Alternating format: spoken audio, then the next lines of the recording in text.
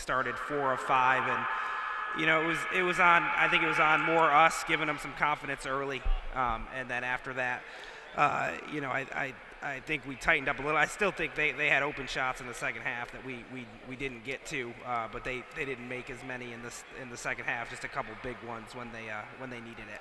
Yeah, and especially early on in. Renee Bennett was a force down low, 6'5" center, and a youngster too, but they just got the lob pass, and that was really undefendable until she kind of started getting a little bit of foul trouble. And then that run late in the first half, tell us about what happened there.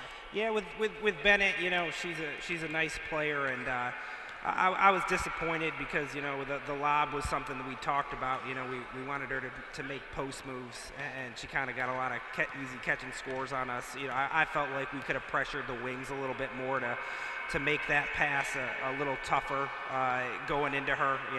We just didn't do that. We didn't kind of have the tenacity to get up in ball pressure today. That run, I think it was fueled by a lot of turnovers. It's the second straight game where we've given up over 20 points off of turnovers. We kind of call them pick sixes, like in football where, it's not really much you can do transition D-wise. It's, they're getting easy runouts, but, there also came down to, I think, our secondary transition defense was pretty poor. We've got to just start to tighten that up, become better talkers, let your teammates know where you are. I think that's going to be a big focus for us these next couple of days, because if you can't keep a team in the half court, you're gonna struggle through the season. And you're able to limit Natalie Fontaine to just 12 points, and that's an accomplishment in itself. But Jill Morrison ended up with 12 too, and really good on the perimeter. How was the defense a little different there towards the end, or is that just she just kept backing up, and that's hard to defend? Yeah, I think Jill really, Jill's such a competitor, and Jill just doesn't relax, and I felt like we relaxed a couple times, and we would take, her taking 13 shots to get 12 points, but the kid, just if she misses a couple, the kid's is a worker, and she's gonna keep coming at you and coming at you stronger and stronger and stronger.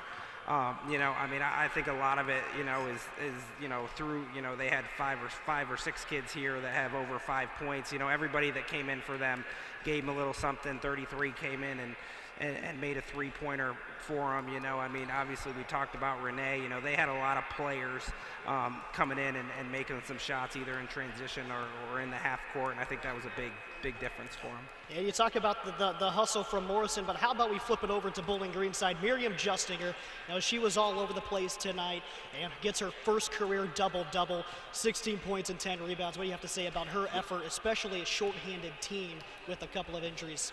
Yeah, I thought Coach Roos drew up a couple really nice plays for her to start the second half, and that got her going. Mir competed quite a bit, and I thought early on she really went to the offensive glass. We really dominated them in the first half, which while we weren't shooting well, we took more shots and got some second opportunities, and that's what kind of let us hang around a little bit in the first half. And I thought Miriam was a big part of it.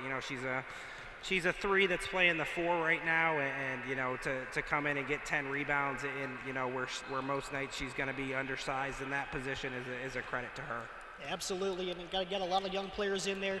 Got their first taste of MAC action tonight, and then you don't get to be comfortable here playing in front of your home crowd. You got to pack up the bus and hit the road to Eastern Ohio the next 2 times. Yep, absolutely. Yeah, we just got to keep getting better every day, and the young ones have got to grow up fast, and that we'll take a look at this film tomorrow or Monday, and then we'll start getting ready for the next one and try to keep getting better every day.